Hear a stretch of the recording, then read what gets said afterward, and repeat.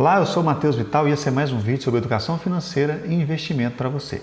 No vídeo de hoje eu vou falar sobre três escolas, três formas diferentes de se analisar uma empresa, analisar uma ação, na hora de comprar, na hora de tomar a decisão ali, para colocar no nosso portfólio ali. Então, se você já gosta desse tipo de conteúdo, te convido a se inscrever no canal. Se gostar do vídeo, deixa aquele joinha, compartilhe com os amigos que ajuda bastante a gente. Então, vamos lá. A primeira escola que eu quero falar é a análise técnica, né? Uma forma de se enxergar as ações baseado em preços passados, né? Em dados passados ali de mercado, preço, volume, alguns indicadores técnicos ali que foram desenvolvidos para a gente poder enxergar isso de forma melhor. E essa escola é geralmente a primeira que a gente se depara ali na hora de começar a estudar em ações, né? A gente já começa estudar ações ali, vê um gráfico, né, e fica doido para comprar lá embaixo, vender lá em cima, né?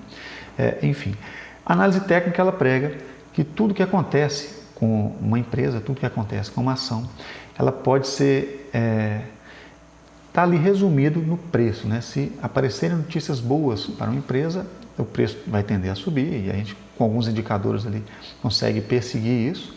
E se forem notícias ruins, também vai se condensar lá no preço e o preço vai tender a cair.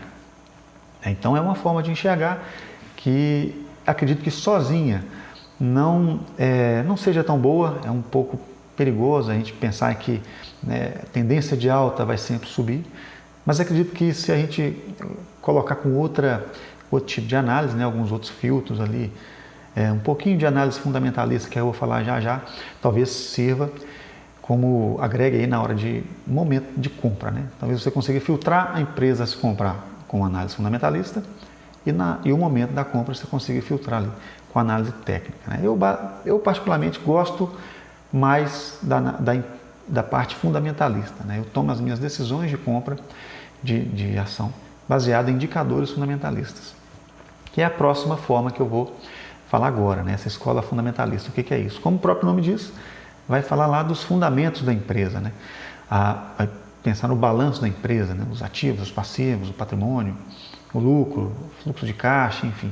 Vai estudar ali um pouquinho, se for um pouco mais profundo, vai pensar nos fornecedores de uma empresa, vai analisar o setor da empresa, vai analisar os clientes daquela empresa, né? Para ver se aqueles clientes são clientes que se mantêm. Enfim, uma análise fundamentalista ela pode ser muito mais complexa, né? Eu gosto de ter uma linha mais simplista, né? Eu gosto mais da ideia dos indicadores fundamentalistas. Vou falar um pouquinho sobre eles na hora que eu for mostrar um exemplo já. E acho que para quem estiver começando, para a gente que é leigo, é uma boa escola para começar. Lembrando que a análise técnica pode entrar junto ali, talvez ajudando para trazer o momento da compra, né? Ao invés de comprar lá embaixo, enquanto a empresa está caindo, você pode tentar estudar um pouco da análise técnica e achar momentos melhores para comprar aquelas ações que você filtrar aqui na análise fundamentalista, né? E o terceiro formato, a terceira escola, vamos dizer assim, né? Embora não seja a palavra ideal, mas a terceira forma de se analisar é pensando em valuation, né? É pensar em precificar, descobrir o preço justo de uma empresa, né? Baseado em lucros, baseado em dividendos, baseado em patrimônio, ou principalmente o mais famoso, né, e o mais usado aí entre os grandes profissionais, que é o fluxo de caixa descontado, né? Você tentar projetar o fluxo de caixa dessa empresa lá no futuro, trazendo a valor presente ali com uma taxa de desconto e chegar no valor justo para a empresa, né? É uma forma de analisar bem complexa, baseado em premissas, então é muito subjetivo, né? Para algumas pessoas, vocês vão ver já no exemplo que eu vou dar, essa variação do preço justo é muito grande, né? Então, o importante aqui é trazer a ideia de que existem essas três formas de se analisar e nenhuma delas é perfeita, né? Mesmo o valuation, por fluxo de caixa descontado, que é a mais conhecida, é mais respeitada, né? Ela também tem os seus pontos fracos, né? Então, todas elas são importantes, mas é importante ali você tentar descobrir qual é a que se adequa ao seu perfil, qual que você vai gostar mais e qual que você vai dar mais certo nela e utilizá-la, né? E importante também é o seguinte, você não comprar baseado num tipo de análise e vender baseado em outro, né? Tem gente que compra aí baseado numa análise técnica, né? Uma empresa está subindo, tendência de alta, e vende porque saiu uma notícia ruim para a empresa e acaba perdendo dinheiro, né? Talvez se continuasse ali na ideia técnica, ele estaria só numa correção e talvez voltaria aquele preço e vice-versa, né? Às vezes você compra uma ação porque a empresa é boa, gostou dos fundamentos dela, mas vende porque ela está caindo, né? Baseada aí que rompeu um fundo, a análise técnica manda vender. Então, o importante é você, seja qual for a escola que for escolher, seguir, ter critérios e está bem definido isso na hora de tomar suas decisões, né? E, como eu falei no vídeo anterior, que eu vou deixar marcado aqui, a gente só vai descobrir isso na prática. Não adianta você estudar e não for para a prática, né? E principalmente, quando for para a prática, vá com critério. Bom, vou trazer um exemplo aqui então, para falar um pouco dessas diferenças, né? Tem uma ação, por exemplo, que baseada na análise técnica seria uma ideia, baseada na análise fundamentalista seria outra. Bom, então a ação da Uzi Minas, ela em 2021 ela chegou numa máxima, e depois dessa máxima, ela vem só caindo, né? Ela já caiu aí aproximadamente 60 e poucos %, né? Isso é muita coisa. Então, baseado na análise técnica, essa é uma empresa que está com tendência de queda, né? Dificilmente alguém baseado numa análise técnica compraria. Já quando você vem para uma análise fundamentalista, a gente já vê alguns indicadores bem interessantes. Por exemplo, o PL dela, o preço-lucro, né? 1,88, ou seja, se repetir esse lucro nos próximos 2 anos, né? O último lucro aí dos últimos 12 meses, você já pagaria o seu investimento na empresa, né?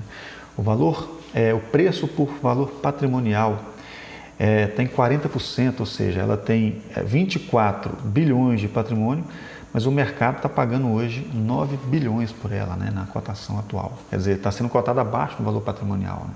Se fosse fechar essa empresa e dividisse o patrimônio, ali já você ganharia dinheiro, né, em teoria. Ela tem um rendimento sobre o patrimônio líquido de 20%, quer dizer, baseado no último lucro, né, nos últimos 12 meses de lucro. Ela teve aí 20% de lucro, né, 20% do patrimônio. Quer dizer, se você tem aí 100 mil investido nessa empresa, é como se você tivesse ganhado de lucro ali, 20 mil reais, né? Esse é um número muito bom. A liquidez corrente dela, que é o ativo circulante sobre o passivo circulante, quer dizer, a capacidade dela pagar as dívidas dela de curto prazo, que são aquelas que apertam mais, né? Aquelas que quebram uma empresa, por exemplo, ela tem 4 vezes mais ativos circulantes do que passivos circulantes, né? Então, ela está muito tranquila em termos de dívida. Aqui a gente consegue ver a dívida versus patrimônio, né? Ela tem uma dívida de 6 bilhões de reais com patrimônio de 24, né? Ou seja, 1/4. Ela tem 4 vezes mais em patrimônio aquilo que ela deve, sendo que 5 bilhões está disponível a curto prazo. Se ela quisesse pagar ali a dívida quase toda dela, ela pagaria, né? É porque não vale a pena, né? Para empresas. Em outros vídeos eu vou falar sobre isso, essa relação de dívida com a empresa, mas está super controlada, né? Se a gente pega aqui a evolução do ativo, ela teve um momento difícil aqui em 2015, 2016, mas de lá para cá vem só crescendo esse ativo, quer dizer, a capacidade dela gerar riqueza, né? A dívida dela diminuindo, patrimônio crescendo. Se a gente pensar aqui em receitas, vem evoluindo, em crescente. Teve uma pequena queda aqui, mas é porque ela teve na retomada da pandemia, teve vendas muito altas, né, para repor estoques, e agora está estabilizando aqui, mas num patamar mais alto do que antigamente. A gente consegue ver o lucro seguindo essa mesma lógica, né? Teve esse baita lucro aqui, agora está aí. Teve uma queda em comparação com, né, aquele lucro recorde, mas estabilizando aqui patamares melhores do que antigamente. Então, baseado aqui nesses indicadores aqui, essa análise bem simples, bem simplória aqui, fundamentalista seria uma empresa mais para uma linha de comprar do que para vender, né? Lembrando que isso não é recomendação, por favor, nem posso fazer isso, não quero nem posso fazer isso. É só uma ideia, né, que eu tenho sobre a empresa, que é uma empresa que está mais para eu colocar na minha carteira do que para eu tirar da minha carteira, né? E para trazer essa contradição com a análise técnica, né? Nesse momento, por exemplo, não seria um bom momento de compra pela análise técnica, né? Uma coisa que eu não gosto muito da análise técnica para isso é que quando ela dá o sinal de compra, né, geralmente é um sinal atrasado, já tem que ter subido um pouco, determinado uma tendência de alta para ele dar um sinal de compra, né? Eu gosto mais de usar só análise fundamentalista, aqueles indicadores fundamentalistas para decidir. Daí, para fechar a comparação, a gente pode pesquisar lá por preço-alvos em Minas, né? A gente vai ver os valuations calculados aqui por várias casas de research ou gestoras, né? Por exemplo, a Suno tinha um preço-alvo de R$15 antes do último resultado, agora o valuation dele está dando 11,50, quer dizer, a variação é muito grande, né? Mesmo o valuation por fluxo de caixa descontado, que é o que eles utilizam lá, que é o principal, aí, um dos mais importantes, mais respeitados, tem variações desse tipo, né?